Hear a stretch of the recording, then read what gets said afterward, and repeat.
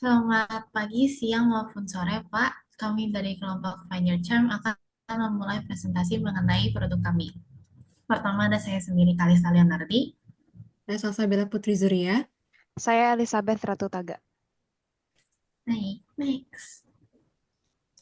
Jadi pertama Find Your Charm ini apa sih? Kita mulai dari latar belakangnya dulu. Kami merasa masalah tentang orang keteledoran orang untuk lupa-lupa akan barang berharganya ini sangat banyak sekali. Maka dari itu kita bikin Find Your Charm. Find Your Charm ini merupakan solusi inovatif untuk masalah kehilangan barang penting.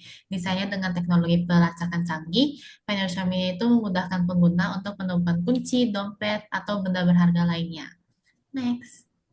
Jadi Find Your Charm ini tuh bisa dipakai dengan bantuan aplikasi. Berikut merupakan prototipe aplikasi kami.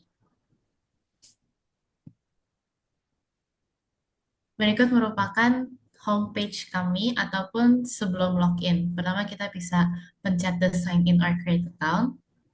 Nah, di sini kita bisa menggunakan username kita, email kita, ataupun kita juga bisa come up with our own password. Habis itu balik. Atau kita pun kalau misalnya nggak mau sign in atau create account, kita bisa langsung connect device kita. Nah, di homepage ini tuh ada sound system, track device, inventory, dan need help. Di sound system ini bisa dilihat kalau misalkan dia itu ada sound mode and vibrate mode. Ini tuh untuk charm kita, dimana kalau misalkan kita lagi mau cari our things ya atau charm kita, tapi kita nggak tahu, kita lupa taruh di mana, kita bisa pencet the alarm icon dan dia bakal ngeluarin suara dari charm itu di mana memudahkan kita untuk menemukan charm tersebut. Kita juga ada aplikasi atau reminder. Ini tuh maksudnya kalau misalnya charm kita udah di luar radar dari HP, misalkan lebih dari 100 meter atau 200 meter, dia akan kasih notifikasi ke HP kita. Next. Eh, ya, habis itu lanjut ke track device. Nah, track device ini memudahkan kita juga untuk melacakkan di mana charm kita ini misalkan sudah lewat dari radar itu yaitu 100-200 kita ini bisa lihat yaitu ada di mana misalkan di luar rumah atau di jauh dari kita atau kita ketinggalan dan lain-lain.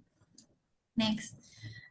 Nah, kita juga ada inventory. Inventory ini misalkan kita punya lebih dari satu device, misalkan ada gen satu yang ivory, terus ada satu lagi yang beda warna. Misalkan kita ingin connect ke yang device yang lain itu, kita bisa langsung pencet aja di inventory, dia akan connect langsung. Jadi kita lebih mudah, nggak perlu untuk disconnect lagi dan connect lagi. Oke, saya titik tiga, kita bisa ada homepage, profile user, produk juga kita akan memberi tahu produk apa aja yang ada di FYC, ataupun kita mau log out pun juga bisa, log out. Nah, kita akan balik lagi ke page yang pertama. Oke, ini merupakan VPC kita, yaitu Value Proposition sama Customer Profile. Next. Nah, di sini kita ada materi analisis buat exterior and untuk eksteriornya dulu. Di eksterior ini kita ada plastik pola karbonat, di ini termoplastik kuat dan ringan, di mana terbuat dari bisphenol A dan fosgen, di mana dia itu ideal untuk aplikasi luar ruangan dan dia juga molding memungkinkan untuk beberapa bentuk dan dapat didaur ulang, di mana FIC ini juga termasuk eco-friendly product. Tidak hanya itu, kita juga ada IP68, di mana dia itu perangkat waterproof yang tahan debu dan air. Next. Oke, di sini ada material analisis dari interior yang kita pakai untuk produk kita. Yang pertama ini ada baterai lithium ion, di mana si baterai ini itu adalah baterai yang berukuran kecil, sehingga cocok untuk dimasukkan ke perangkat yang berukuran kecil. Nah, baterai lithium ion ini dia jangka ketahanannya lumayan panjang, dan baterai ini juga bisa kita cas ulang berkali-kali sehingga lebih awet dipakai. Lalu kedua ada speaker, di mana nanti speaker ini yang akan mengeluarkan suara alarm ketika kita memencet untuk melacak di mana charm kita berada.